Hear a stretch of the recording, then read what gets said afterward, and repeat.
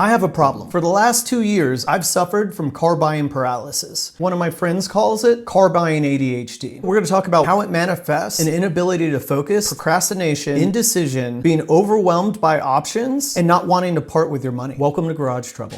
I've had car buying paralysis for 2 years. In an attempt to gain more experience with cars, I had a plan. That plan was I was gonna have a lifer, my go-to, my S2000, that I would just keep forever. My second car would be rotated out every 2 years. At first, it was going well. I bought a 2013 Fiat 500 Abarth.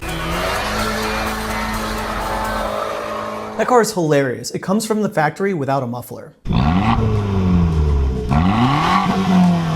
I had it for 2 years, sold it, and eventually moved on. I didn't have a problem until the next car, when I bought my 2004 BMW M3. Long story short, it's an incredible car.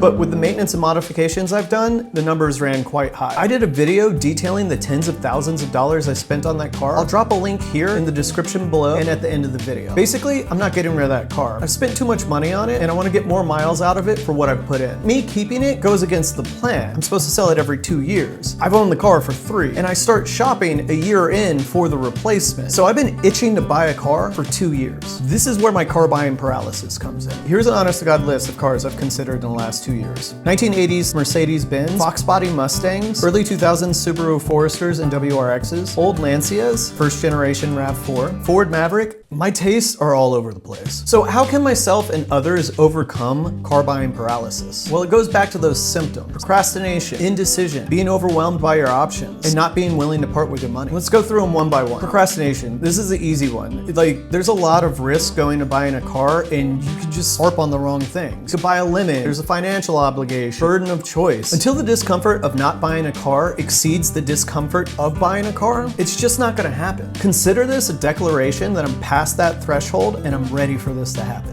Indecisiveness. This is something I have to deal with a lot in my life, and I just have to remind myself that indecision is in itself a decision. I may choose wrong. The car may be a bad fit. There may be a car that better suits my needs. I might buy a lemon and have to pay for unexpected repairs. So what? If I make a mistake and it doesn't impact anyone else, that's okay. This is just something I have to get over. I'm human. I'm fallible. It's better than inaction. Being overwhelmed by choice. This is probably my biggest problem for 2 reasons. I haven't set any constraints. I haven't set a budget, and I don't know what role this car is going to play in my life. I'm gonna say this aloud so everybody hears it. These are things you need to know when shopping for a car. Constraints breed creativity, and once I start to limit my options, it's gonna be easier to make a decision. I'll be less overwhelmed. Anyways, that's how I'm gonna try and work through it. But how about you? Have you ever suffered from car buying paralysis? Do you have any recommendations on how I can work through it? What car should I buy? Let me know in the comments, and thank you for watching.